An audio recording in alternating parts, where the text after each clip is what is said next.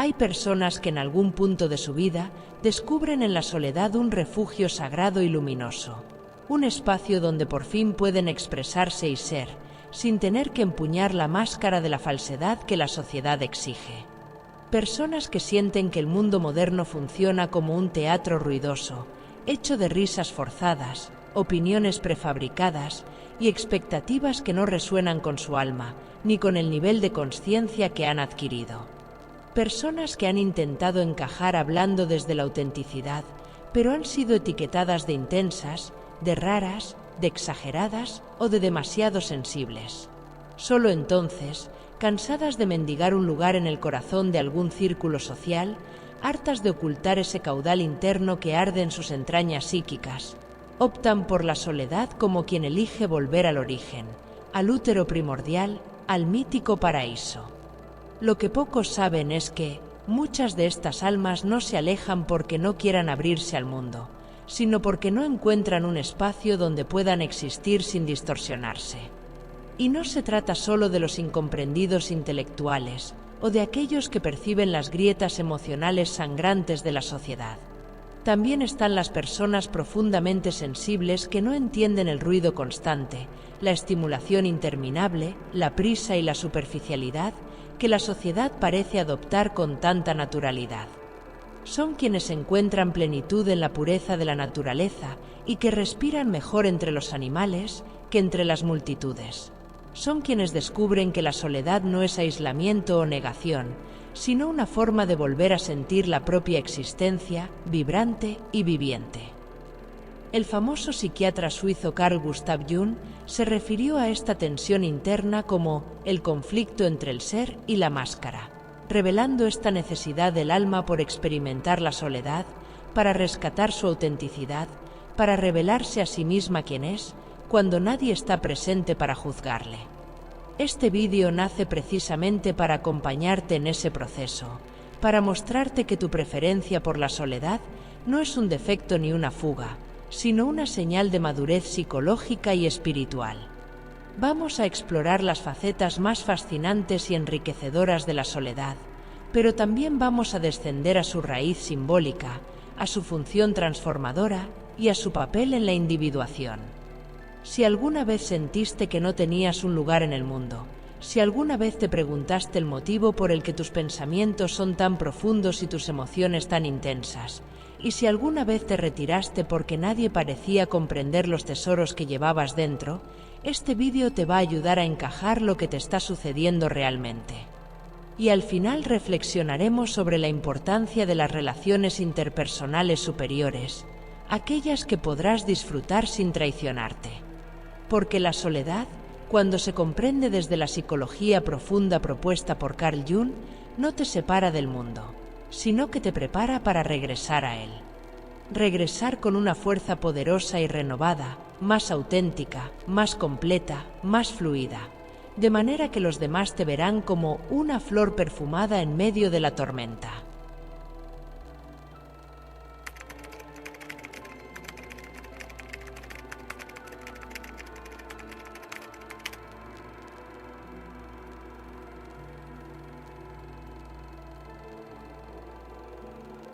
En su autobiografía, Carl Gustav Jung confesó algo que muy pocos se atreven a admitir, que su soledad no comenzó en la adultez, sino en la infancia, cuando descubrió que sabía cosas que no podía explicar y que debía insinuar verdades de las que otros no solo no sabían nada, sino que en su mayoría no querían saber.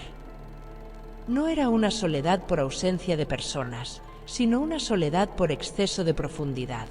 Para Jung, la verdadera soledad surge cuando uno ya no puede comunicar aquello que le resulta esencial, cuando las ideas que arden por dentro encuentran una muralla de indiferencia o incomodidad en quienes nos rodean, cuando lo que uno considera importante es percibido como extraño o inadmisible. Y sin embargo, Carl Jung aclaraba algo que parece paradójico, que un hombre solitario no es necesariamente hostil a la compañía, sino al contrario. Nadie es más sensible a la presencia de otro ser humano que aquel que ha conocido sus propios abismos. Pero esa compañía solo prospera cuando cada individuo recuerda quién es, cuando no se confunde ni se diluye, cuando no se identifica con los demás hasta perderse en ellos. Quien ha transitado e integrado la soledad sabe que no es un rechazo al mundo, sino la apertura a uno más grande, y sabe también que muchas personas le temen al silencio, como se teme a una presencia invisible, por ejemplo en una fiesta. Cuando la charla interminable de la fiesta se detiene de repente, algo se agita en el aire. Las personas se ponen nerviosas y se sienten impulsadas a decir algo, lo que sea. Entonces se ríen por nada, tosen, revisan el teléfono, solo para llenar el vacío. Pareciera como si el silencio fuese un intruso incómodo, un espejo demasiado honesto que nadie quiere mirar. Pero para la persona solitaria, ese silencio es un abismo profundo y fecundo, similar a las regiones del inconsciente donde reina lo misterioso, lo oscuro, lo vivo. Para el solitario, el silencio se convierte en un portal hacia el centro, en un territorio de respiración en donde se detiene el tiempo, y en un espacio donde se revela la verdadera alma. Carl Jung comprendió que, solo en el estado de abandono y soledad, se despliegan los poderes útiles de nuestra naturaleza interna. Porque la soledad permite que nuestra atención, fragmentada por los estímulos, se vuelva a reunir en un solo punto nuclear. Es desde esta fuente primordial interior, desde la que brotan pensamientos, emociones e imágenes simbólicas, que usualmente pasan como estrellas fugaces por el borde de la conciencia y que solo pueden ser atrapadas cuando cerramos los ojos, cuando hacemos silencio, cuando dejamos de perseguir distracciones y permitimos que lo profundo emerja. Cada uno de nosotros, decía Carl Jung, es un ser único, irrepetible, con una forma particular de sentir, de reaccionar, de interpretar la vida.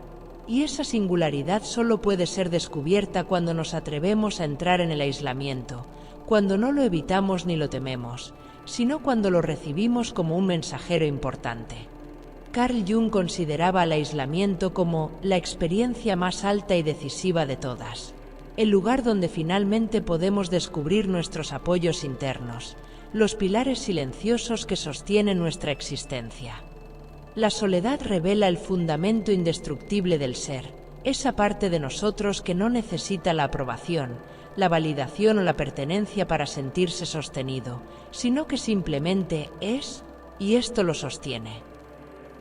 Allí el ego descubre que no depende de lo que creía indispensable para sentirse completo, y que aquello que tanto anhelaba afuera no era sino un reflejo de una necesidad interior. La soledad, entonces, se convierte en una oportunidad, en un umbral, en una especie de iniciación hacia el propio ser, hacia una vida más consciente, más despierta, más auténtica. Para muchos, incluso, la soledad se vuelve una experiencia sagrada, una vivencia trascendente que es tan particular y tan íntima que apenas puede describirse. Es un hambre de vida que no se sacia con palabras, un llamado silencioso que invita a volver al origen interno. Y aunque la sociedad tiende a sobrevalorar la compañía, las multitudes y el sentido de pertenencia hacia algo externo, subestimando la soledad y equiparándola con el aburrimiento, Carl Jung advertía que vivir en una actitud enteramente extrovertida, volcada hacia afuera, significa no conocerse jamás. Significa no descubrir nunca los caracteres de nuestra ciudad interior, no comprender las heridas de nuestra historia emocional y no desarrollar la autosuficiencia psíquica que permite sentir que nunca estamos realmente solos. No podemos crecer sin pasar tiempo a solas con nosotros mismos. Es más, la vida misma parece impulsar al destino para que tarde o temprano todos tengamos que enfrentar la soledad. Jung explicaba también que la soledad está directamente relacionada con la animación de la atmósfera psíquica, y con esto se refería al hecho de que, cuando estamos solos, el inconsciente se activa. Jung mismo lo experimentó durante sus noches dedicadas a dialogar con sus figuras interiores, esas entidades arquetípicas y simbólicas que registró en su libro rojo, las mismas que le ofrecieron guía, sentido y nutrición espiritual cuando se sintió perdido. Comprendió que ese despertar de nuestros personajes internos no es una fantasía ni una rareza, sino una forma natural de compensación en el que podemos descubrir un tipo de sabiduría que no se adquiere desde fuera. Cuando renunciamos a llenarnos con la realidad externa, nos encontramos con el mundo interno que siempre estuvo esperando ser escuchado. Lo que Carl Jung quería que entendiéramos es que dentro de nosotros hay un mundo inexplorado, repleto de vida, de animación.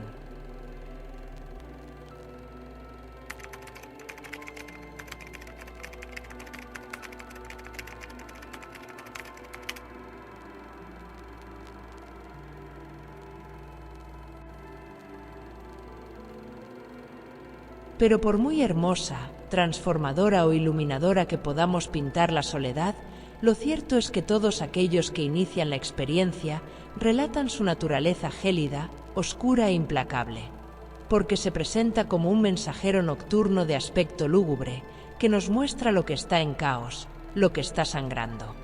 Y por eso nunca será suficiente advertir que estos momentos en los que la vida nos empuja hacia la soledad no deben ser desperdiciados o experimentados pasivamente, porque es justamente la experiencia perfecta para iniciar o profundizar en el trabajo con la sombra. Ese proceso esencial del que tanto hemos hablado en este canal y del que Carl Jung consideraba imprescindible para toda persona que desee existir con autenticidad. Como reveló Carl Jung en la frase que abre este capítulo, los antiguos se internaban en el desierto para encontrar su alma. Y aunque esta frase pueda sonar a un viaje real por el desierto, lo que está transmitiendo en realidad es una metáfora psicológica. Para la persona que ha sido iniciada por la vida misma para penetrar en los misterios de la soledad, esta se manifiesta justamente como un desierto, un territorio seco, inhóspito, desde el que en cualquier momento nos puede sorprender una serpiente o un escorpión. Por eso la soledad es tan difícil al principio, porque antes de darnos su sabiduría y su nutrimento, nos enfrenta a lo que hemos evitado. Antes de mostrarnos nuestro poder, nos despliega nuestras heridas. Antes de darnos la paz, nos enseña la desorientación. Y es precisamente del trabajo consciente con los contenidos del inconsciente del que depende superar esa etapa inicial, donde la soledad parece tiránica. Solo así se llega al punto en que la soledad deja de asustar, deja de paralizar y doler, y comienza a convertirse en un hogar íntimo, profundo e incluso sagrado. Solo así podremos disfrutarla e incluso compartirla. El psicólogo americano James Hallis habló de someterse a la propia soledad, un acto que describió con una crudeza extraordinaria, adentrarse en el pantano del alma. Y lo llamó así precisamente porque es desagradable, incómodo, confuso, y porque allí se encuentran los temores primarios que han gobernado gran parte de nuestra existencia, como víboras y criaturas fétidas y pútridas. Pero Hallis también dijo algo revelador. Al atravesar este pantano, rompes el control del miedo primario que domina gran parte de tu vida. De este autor proviene una frase extraordinaria que resume la experiencia del hombre o la mujer que se atreve a quedarse a solas consigo mismo. Toda esta horrible duda, desesperación y oscura confusión del alma la debe conocer un hombre solitario, porque no está unido a ninguna imagen, salvo la que él mismo crea. Ningún partido lo sostiene, lo anima y lo ayuda, ningún credo lo reconforta, no tiene más fe en él que la suya propia. A esto nos referimos con llegar a conocer el fundamento indestructible que nos sostiene, el eje central de nuestra existencia interior, el núcleo íntimo desde donde brota nuestra fuerza real.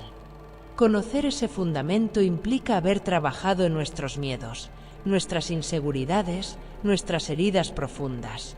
Implica haber reconocido los complejos que por años evitamos reconocer.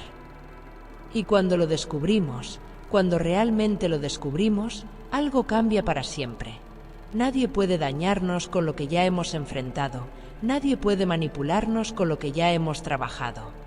Llegar a ese punto es liberarse de la adoración hacia los dioses externos, como la aprobación ajena, la necesidad de encajar y, en definitiva, la máscara que actualmente dirige la vida social. La única fuente de adoración, entre comillas, es lo eterno, lo incorruptible y por lo tanto lo divino que habita en el interior.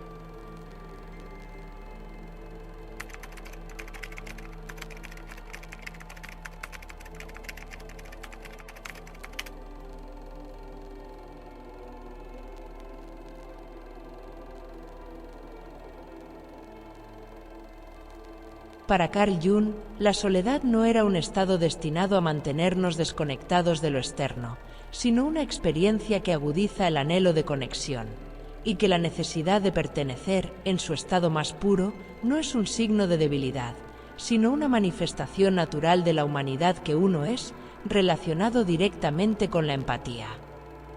Jung reconocía que el ser humano es, en esencia, una criatura social y que la sociedad es una condición necesaria para el individuo, porque a partir de la relación con el otro podemos vernos reflejados e incluso corregir la distorsión con la que a veces nos miramos a nosotros mismos.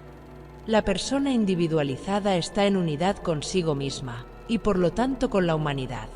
Trabajar hacia la individuación nos lleva naturalmente a una conexión más profunda con los demás y fomenta el deseo genuino de servirles desde nuestro propósito.